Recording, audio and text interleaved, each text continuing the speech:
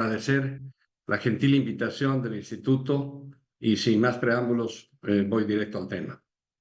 El Banco Central de Bolivia ha sido creado el 20 de julio del año 1928 mediante la Ley 632 bajo el gobierno del presidente Hernando Siles Reyes, siguiendo la recomendación de la misión dirigida por Fred Kemerere, que asesoró a Bolivia, Colombia y Ecuador.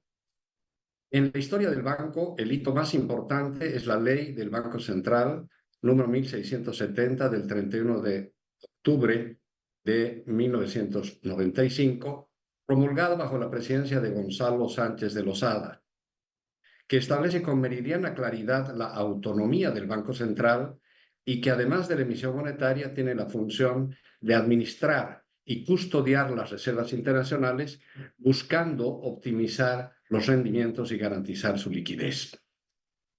Desde 1995 hasta el 2006, el doctor Juan Antonio Morales Anaya fue presidente del Banco Central y jugó un rol muy importante en el mantenimiento de la estabilidad macroeconómica. Enfrentó con éxito la crisis internacional de finales de los años 90, manteniendo el nivel de reservas que le permitió amortiguar el impacto de la crisis, donde varios bancos enfrentaron graves problemas de solvencia y liquidez. Tuvieron que ser intervenidos y el Banco Central de Bolivia inyectó liquidez para proteger a los depositantes. A partir del 2006, el Banco Central perdió su independencia y fue sometido al Ministerio de Economía y a las directrices del gobierno central en materia de política económica. A pesar de que técnicamente las reservas internacionales que administra el Banco Central solo pueden ser destinadas a honrar las obligaciones del país para el pago de las importaciones y de la deuda externa, entre 2006 y 2019 se emitieron 14 leyes liberando al Banco Central del cumplimiento de su propia ley para obligarlo a destinar las reservas internacionales para un propósito no autorizado por la norma. Se destinaron 8.000 millones de dólares, que representan el 60% del total de las reservas, para la creación y gestión de 70 empresas públicas, que muchas en la actualidad tienen pérdidas significativas y contribuyen al crónico déficit fiscal del país.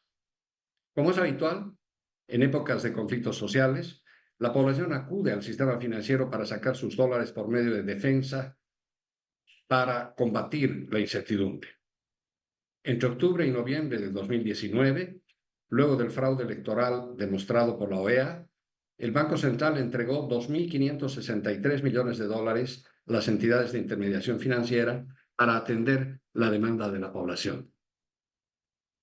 Con la sucesión constitucional, se recuperó la independencia del Banco Central y se tomaron adecuadas medidas que permitieron restablecer la confianza.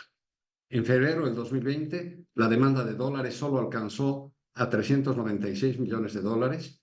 Se logró detener la salida de dólares, permitiendo que los depósitos en moneda extranjera aumenten hasta superar los 4.300 millones en mayo del 2020. Cuando la situación estaba controlada, llegó la pandemia, que azotó particularmente a Latinoamérica, que con solo el 8% de la población mundial registró el 27% de las muertes por COVID.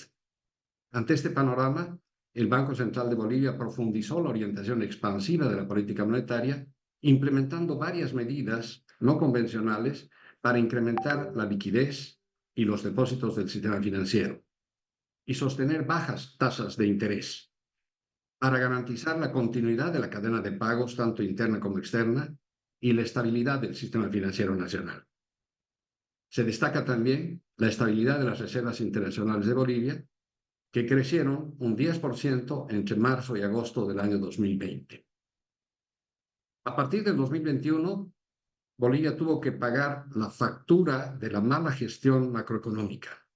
En los gobiernos del MAS, el país recibió cerca de 55.000 millones de dólares por las exportaciones de gas, más de 11.000 millones de dólares por la deuda externa contraída, y además se endeudaron internamente por otros 17.000 millones de dólares. Dispusieron de 83.000 millones de dólares, cerca de 2 veces el PIB anual, monto que ningún otro gobierno en la historia dispuso. Se perdió la mayor oportunidad del siglo para el país. Hoy, Bolivia enfrenta falta de dólares, falta de combustibles, inicio de un proceso inflacionario y un bajo nivel de reservas internacionales netas. Las agencias calificadoras de riesgo han bajado la calificación de riesgo del país a un nivel muy bajo, debido a la caída de reservas hasta afectar la credibilidad interna, a la pérdida de acceso al financiamiento externo, a la transición del país exportador a importador de combustibles, la resistencia a realizar ajustes cambiarios y fiscales, el desequilibrio fiscal exacerbado por el subsidio a los combustibles, la proyección de crecimiento a la baja, los riesgos políticos constantes y el riesgo de nuestras propias jubilaciones. A partir del 2025 se debería retornar a la normalidad, recuperar la democracia y la independencia del Banco Central de Bolivia para enfrentar este entorno desafiante cada vez más complicado. Muchas gracias. Damos las